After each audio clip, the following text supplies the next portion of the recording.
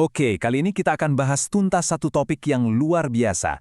Kita akan melakukan sebuah perjalanan ya ke atapnya Pulau Jawa, Gunung Semeru.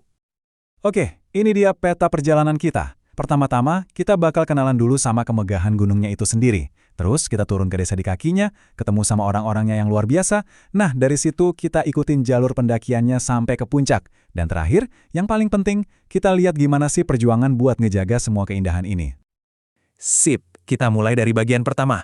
Yuk, kita kenalan langsung sama bintang utamanya. Sebuah tempat yang bukan cuma tinggi, tapi juga sakral, penuh kekuatan dan syarat akan legenda. Jadi gini, Gunung Semeru itu punya nama lain yang, lebih megah lagi, Mahameru, yang artinya Gunung Agung. Nah, nama ini bukan sembarangan loh. Ini diambil dari mitologi Hindu-Buddha tentang Gunung Meru, pusatnya alam semesta, tempat tinggalnya para dewa.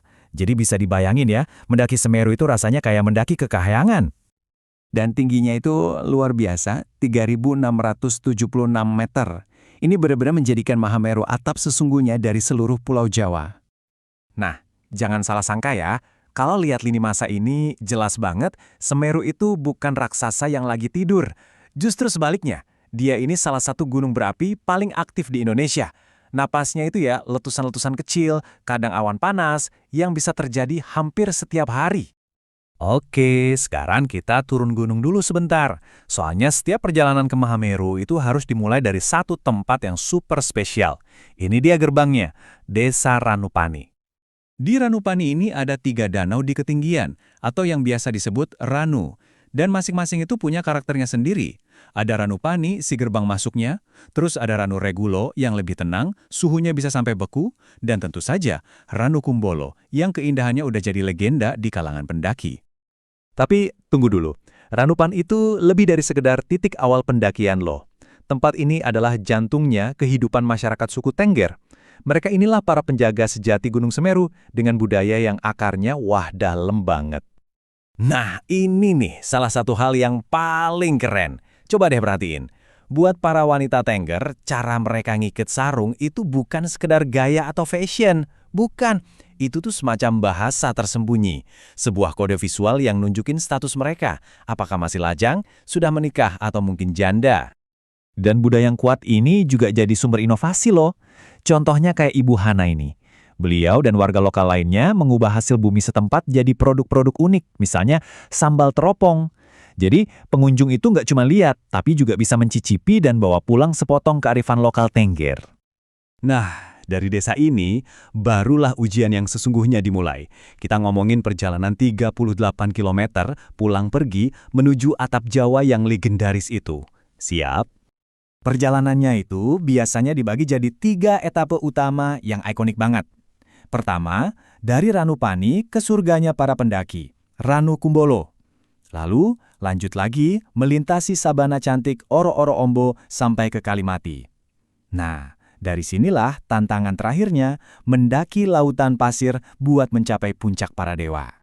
Tapi dengan semua ketenaran ini, muncul sebuah masalah. Sebuah dilema yang cukup rumit.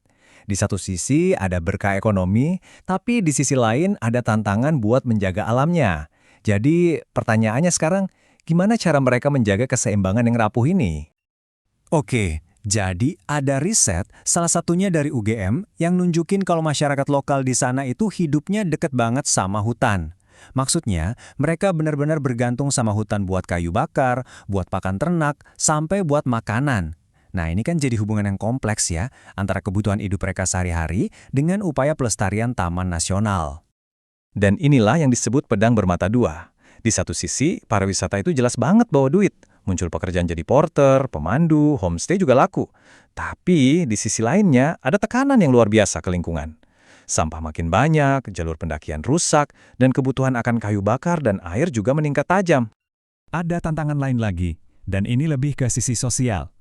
Kadang-kadang, karena keterbatasan akses pendidikan atau kemampuan bahasa asing, masyarakat lokal jadi agak kesulitan buat berpartisipasi penuh. Jadi mereka belum bisa mengambil manfaat maksimal dari semua peluang ekowisata yang ada. Tapi, untungnya mereka nggak tinggal diem. Ada banyak solusi yang udah dijalankan. Mulai dari yang paling tegas, yaitu membatasi jumlah pendaki lewat sistem booking online, sampai ngadain pelatihan buat warga lokal, biar makin jago soal konservasi, bahasa asing, dan pelayanan. Dan ini dia angkanya, 600. Cuma 600 pendaki yang boleh masuk setiap hari. Angka ini jadi semacam benteng pertahanan terakhir buat melindungi ekosistem Semeru biar nggak rusak lebih parah lagi. Tapi pertanyaan terbesarnya masih tetap ada kan? Apakah angka 600 ini dan semua upaya tadi benar-benar cukup? Cukup untuk melindungi surga ini, sekaligus memberdayakan masyarakat yang menyebutnya rumah untuk generasi-generasi yang akan datang? Coba kita renungkan bersama. Terima kasih sudah menyimak.